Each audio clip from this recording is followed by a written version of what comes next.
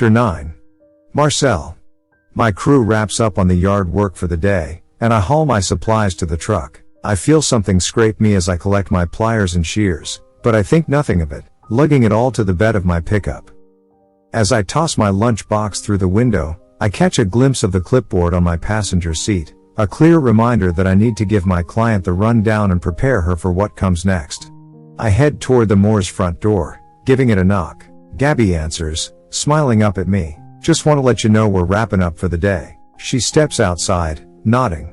"Okay, cool. Tomorrow, we'll be staking the yard and framing it, getting it prepped for where we'll lay the stones you chose. Most likely won't get to the stones till about Tuesday or Wednesday."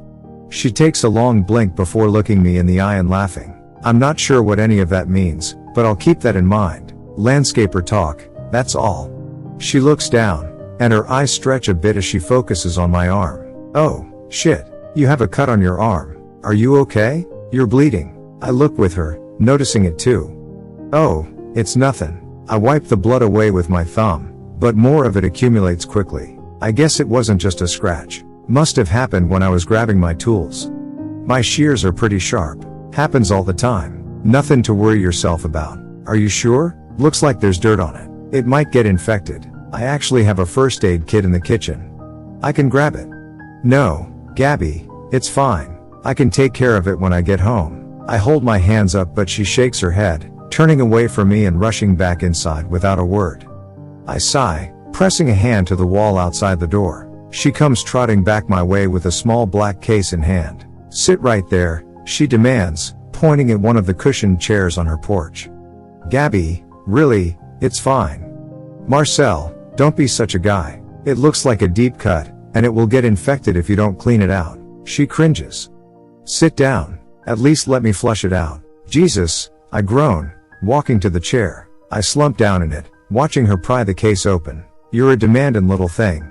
This what your husband has to deal with?" "No," she says, trying to fight a blush. "My husband isn't as oblivious to things like this. Besides, I'm just trying to help." She pulls out a small water bottle.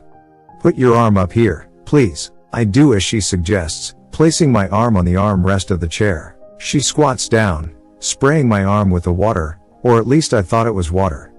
"Shit," I hiss, yanking my arm back, and she quirks a brow at me. "The hell is that?" "Isopropyl alcohol. Nothing to worry about, my ass," she mutters with a smug smile. She grabs a folded paper towel and wipes the wound off, then digs into the kit for ointment. She smears some over the cut before taking out a large bandage that'll cover that area and more, ripping it open, and placing it over the cut. She brings my arm closer, and as she does, my eyes drift down to the V-neck of her long-sleeved shirt before lowering to her tan thighs. I have no idea why she insists on wearing those hot-ass shirts. It must be her thing. She did just move from upstate, so I guess it's all she has in her wardrobe. She's careful not to let my knuckles brush across her chest. For some reason, I'm wishing she weren't so tentative. I clear my throat and look away. She's my client, but she's making it damn hard not to look. "It wasn't even that bad," I mumble as she finishes up. "Could have waited till later." "Well, knowing you, I'm pretty sure you would have just let it dry up and get infected." I laugh, pushing out of the chair. "Nah. I know how to take care of myself, Miss Gabby." "Yeah, the same way most men take care of themselves. By not bothering at all." She collects her stuff, putting it all back inside the kit. "My brother never used to cover his wounds. Such a pet peeve of mine." I step off the porch. "You think you know men well, huh?" She folds her arms. "Never said that, but I know most men." "What could you possibly know about most men?"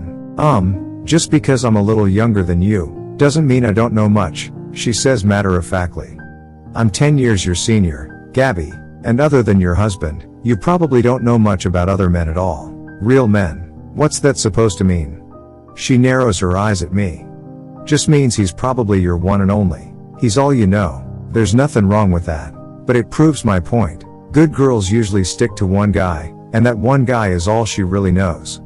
Her eyes are rounder. She's tongue-tied. Her arms fall to her sides, then she turns to pick up the first aid kit, inching toward the door. "You think you know me well, huh?" She's mimicking me, looking me right in the eyes. "Not at all." I walk to my truck, still peering over my shoulder.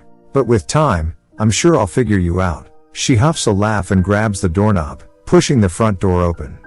You're so full of it, Mr. Ward. Yeah. See you tomorrow, Miss Gabby. She doesn't look back, but by the way her shoulders shake, I can tell she's laughing. When her door is shut, I hop into my truck, start the engine, and leave her driveway, but during my ride to the liquor store, I can't get our conversation or that altercation with the first aid kit out of my head. Her hands were on me, not once, but twice today. I can tell she's just being nice, trying to fulfill her Samaritan role in life, but the girl doesn't know a damn thing about personal space.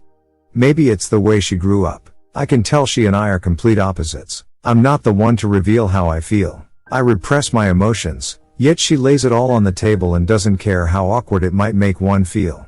Hearing her talk about her family was strange, but in a way, I couldn't stop listening, because at least she has a family to talk about.